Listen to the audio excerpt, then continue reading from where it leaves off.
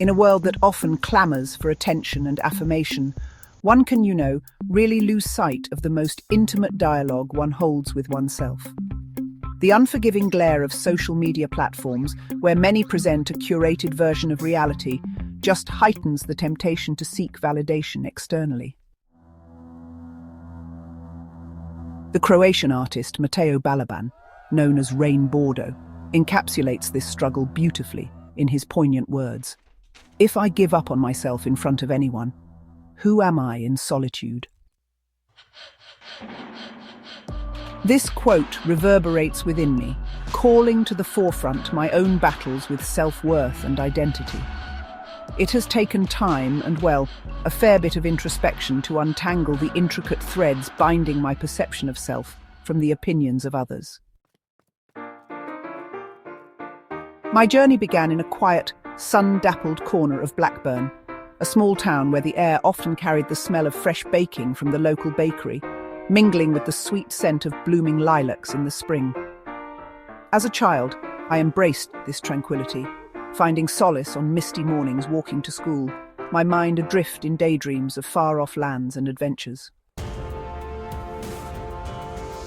Yet even then, the whispers of external expectations pierced through the fog of my reverie. What do others think of me? Was a question that often flitted through my thoughts like a bird startled from its perch. Growing up, I often found myself the quiet observer in social settings, drifting from conversation to conversation, afraid to reveal too much of my true self. I would listen intently as my peers shared their triumphs, their laughter filling the air, while I maintained a carefully constructed facade, reflecting back the interests and opinions of those around me instead of my own. Sitting in the corner of the bustling cafe, I would sip my chamomile tea, its floral notes calming yet taunting in their stillness. The clinking of ceramic cups became the soundtrack to my inner turmoil as I wrestled with the belief that my thoughts were unworthy of expression. As I transitioned into adolescence, the cacophony of teenage angst further blurred my sense of identity. Amidst the volley of opinions, I felt like a puzzle piece that didn't quite belong in the ever-evolving picture of high school dynamics. My attempts to fit into predefined roles, be it the studious one, the confident one, or even the artistic one, felt like well-intentioned performances, each causing me dissonance. It was during this time that I first stumbled upon the striking works of Bordo, captivated by the raw emotions expressed through his art. The vibrant colours and evocative imagery seemed to resonate with my own unspoken sentiments, bridging the gap between the artist's thoughts and my silent struggles. Each piece held a mirror to my psyche, deftly capturing moments of despair, hope, and questioning. There was something, liberating in witnessing the vulnerability in his work. It reminded me that it was entirely human to grapple with self-acceptance. The tangible emotions infused into his creations ignited within me a desire to explore the complexities of my existence and confront the lingering fear of solitude. With each brushstroke, Bordo peeled back layers of societal expectations, revealing the beauty in imperfection, the chaos and, the messiness of being human. One particular painting stood out, a swirling storm of vibrant blues and greens engorged with texture and movement, capturing the tumultuous relationship I had with self-identity as if it were my own struggle etched on canvas. I longed to unravel and understand the pain behind my silence, to step into the beauty of solitude that didn't diminish my worth but empowered it. Inspired, I began journaling, allowing the ink to flow freely, expressing the emotions I had previously bottled up. The pages absorbed my fears, dreams, and questions, each word a step towards self-discovery. As the days turned into months of writing and reflection, the act of unearthing my thoughts transformed into a sanctuary, a space where I could confront my solitude without judgment. I realized that solitude was not a prison sentence. Rather, it was a fertile ground for growth. I began to relish quiet moments, seeking solace in nature's embrace, whether it be in the serene depths of the nearby park or the calm of the riverbank, where I would sit for hours, just watching the water flow. The gentle lap of the waves against the stones mimicked the rhythm of my heart, anchoring me as I ventured deeper into my thoughts. During one particularly crisp autumn morning, wrapped in the warmth of a knitted scarf, I penned a passage that would rekindle my understanding of self-worth. I scribbled, "In solitude, I meet the child I once was, free and untainted by the world's judgments. She inspires me to reclaim the beauty in my essence, to embrace every part of my being." With each stroke of the pen, I discovered a renewed spirit releasing my fears and anxieties. I learned that it was within this solitude that I constructed the foundation for self-acceptance, not in denying my flaws, but in honoring them. In the weeks that followed, I dipped my toes into creative endeavors, exploring painting as a form of expression reminiscent of Bordo's powerful pieces. The canvas became an extension of my emotions, a tangible representation of my inner landscape.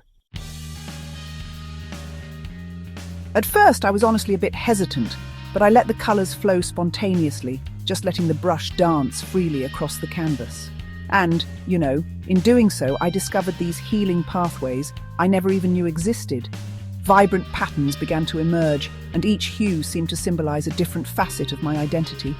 They spoke of struggles, dreams, and aspirations. Really, it was like witnessing the gentle crescendo of hope rising out of despair. The support from my friends and family, well, it truly fueled my journey. I no longer shied away from expressing myself. Each painted canvas was met with curiosity and admiration. It became a testament, really, to the culmination of my fearless pursuit of self-discovery. I decided to share my artistic journey through social media, and I often found myself recalling Matteo Balaban's quote, "The desire to uphold that integrity of self, to not falter before others while still remaining authentically me, well, it finally began to bear fruit." Moreover, my evolving relationship with solitude cultivated empathy within me.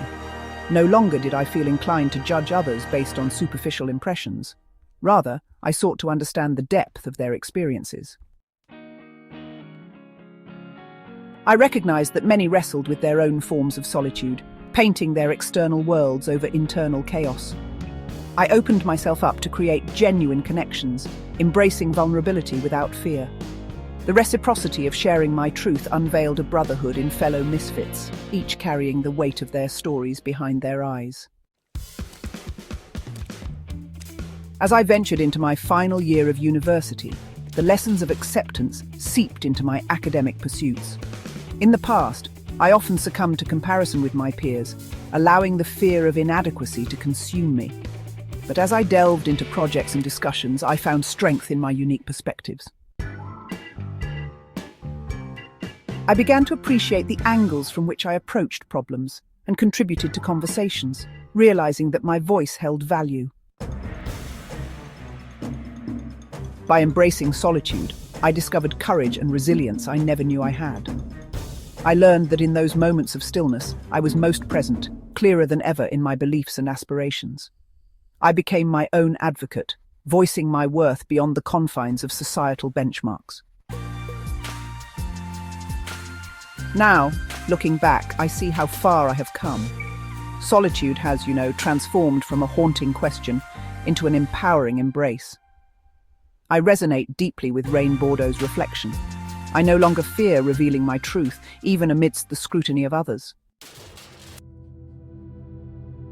Instead, I find strength in the narratives woven within the tapestry of my solitude. It is in this stillness where introspection thrives that I become whole, confident in my identity and, unapologetic about my imperfections. Through this journey of self-discovery, I've realized that solitude and vulnerability are not enemies, but allies in an ongoing search for authenticity.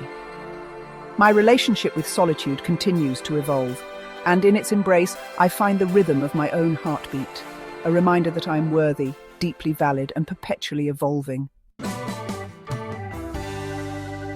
And so, with every stroke of the brush, every word penned in reflection, I affirm myself. Through solitude, I flourish.